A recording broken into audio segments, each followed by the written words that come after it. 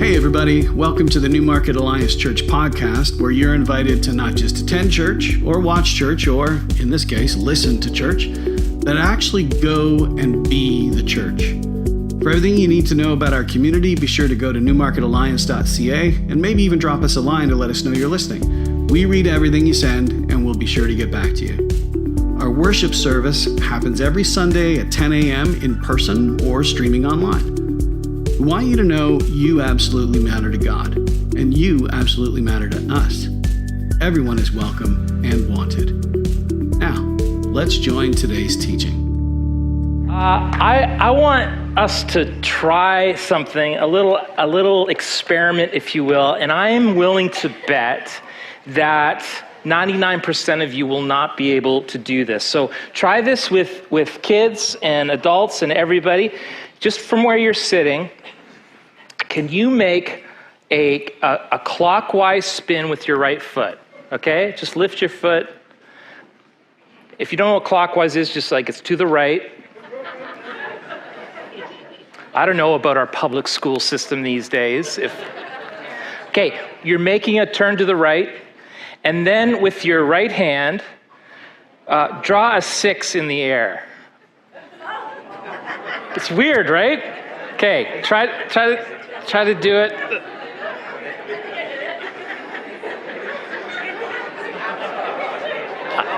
I'm pretty sure most of you are not getting this done.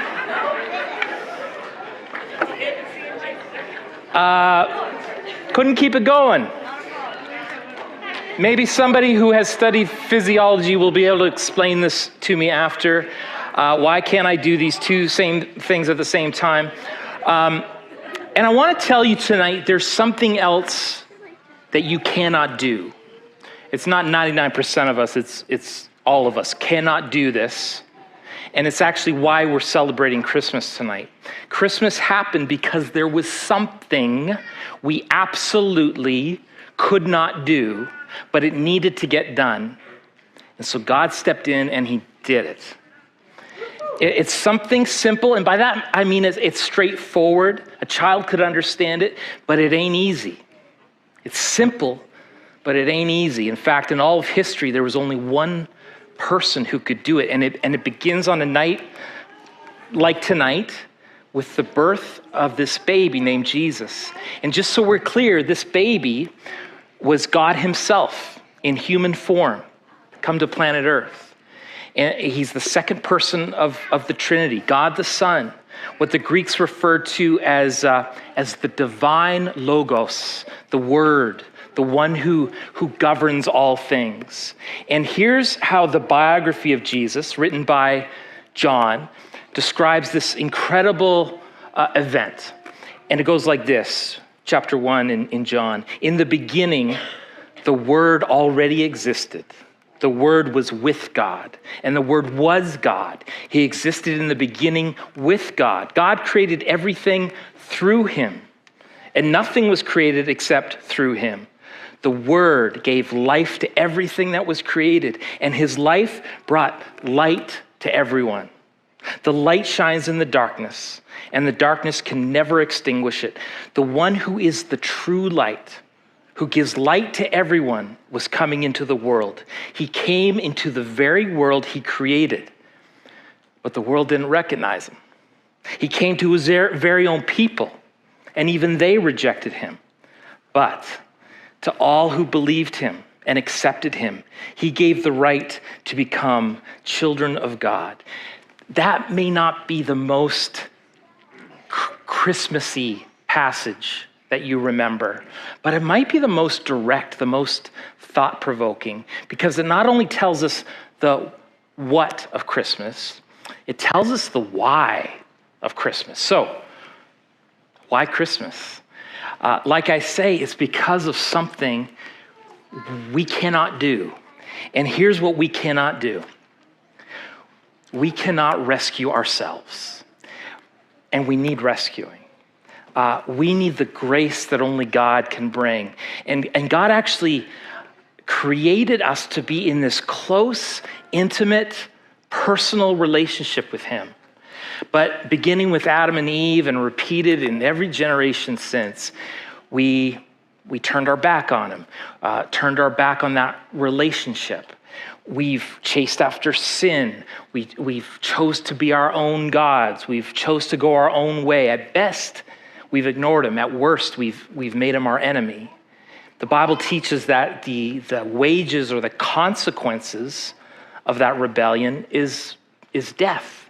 There's a physical death, of course, then there's a spiritual death. Both are real. And God didn't want that to be the final word, though.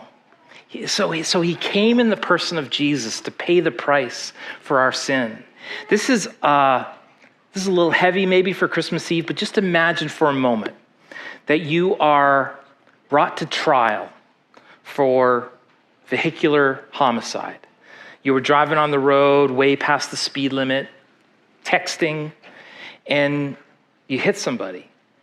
And you're brought to trial and the evidence is presented, and from the bench, the judge states, I find you guilty and sentence you to death. But then the judge does something so strange.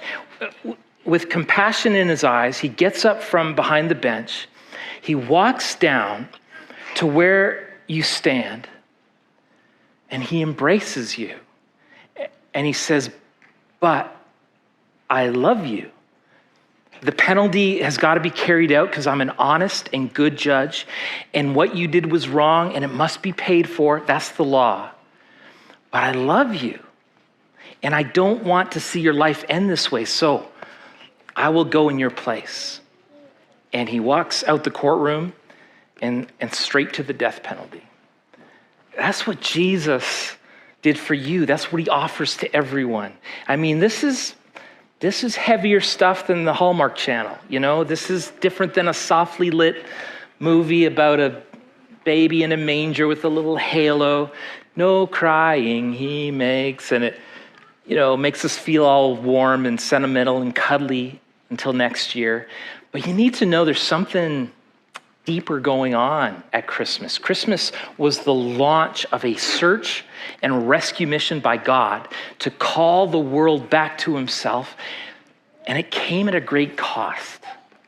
From the beginning, this was someone who knew he was born to die, taking on the penalty that we deserve, and then offering the gift of forgiveness, that gift of being saved, a gift for any and all who would just receive it. Why would he do that? Why didn't he turn his back on us after we turned our back on him? And talk about a simple Christmas on this simple Christmas Eve. The answer is because he really loves you. He really does, no matter how you've lived, what you've done, what baggage you've brought in here tonight, how messed up you think your life is. He loves you. Christmas would have happened if the only person who needed rescuing was you.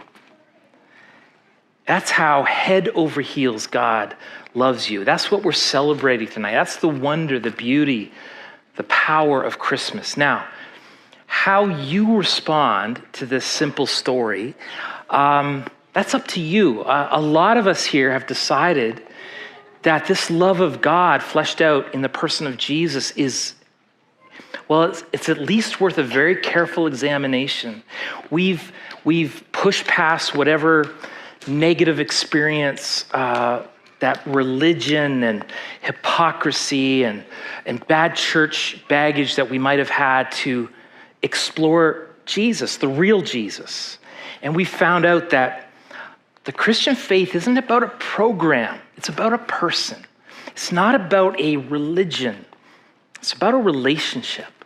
And we found that not only does Jesus stand up under any amount of historic scrutiny, but that he actually meets the deepest needs of our life.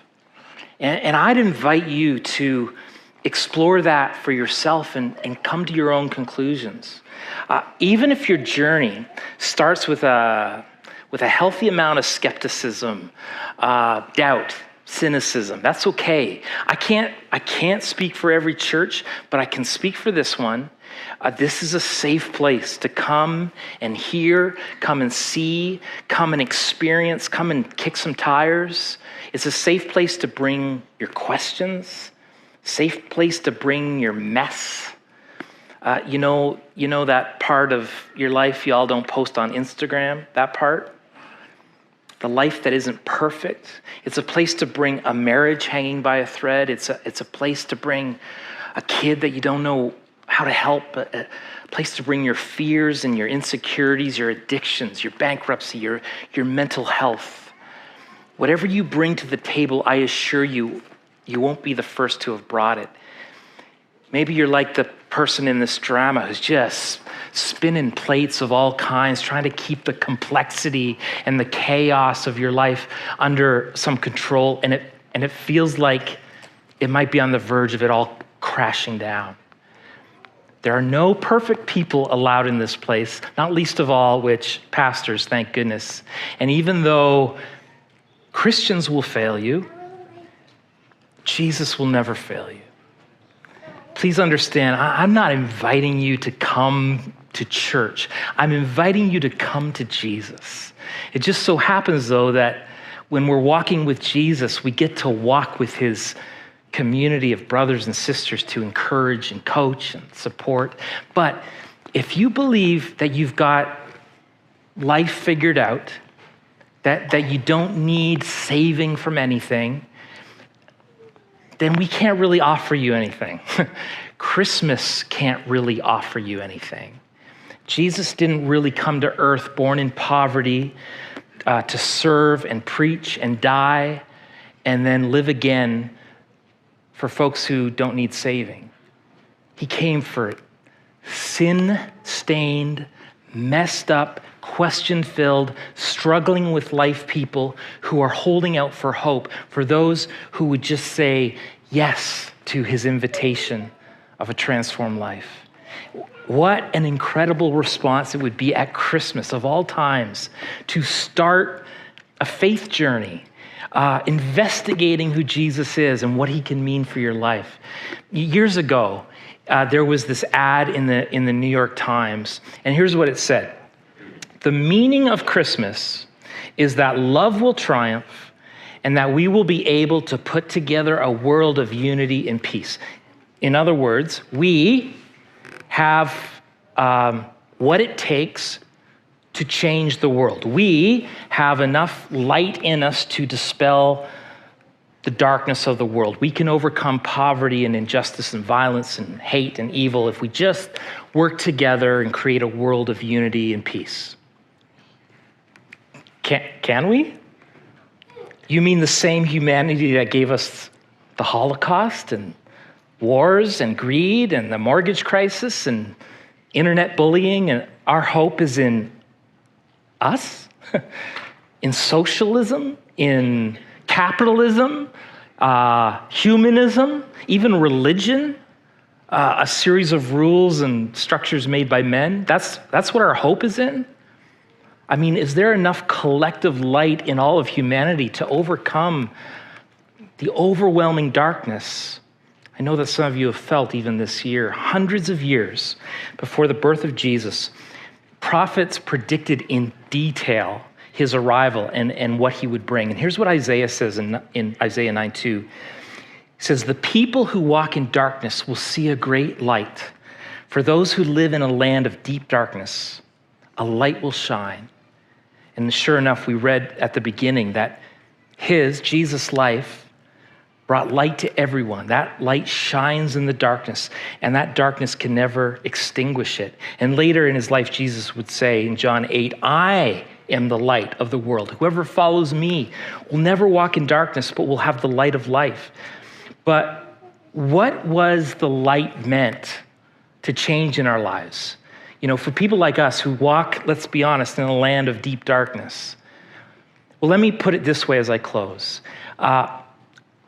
What if Jesus never came on some Christmas 2,000 years ago? What if the light of the world never showed up? It means tomorrow is just another day. December 25th. It means there's no stockings hung by the chimney. There's no bells ringing in churches. There's no churches, no wreaths, no holly.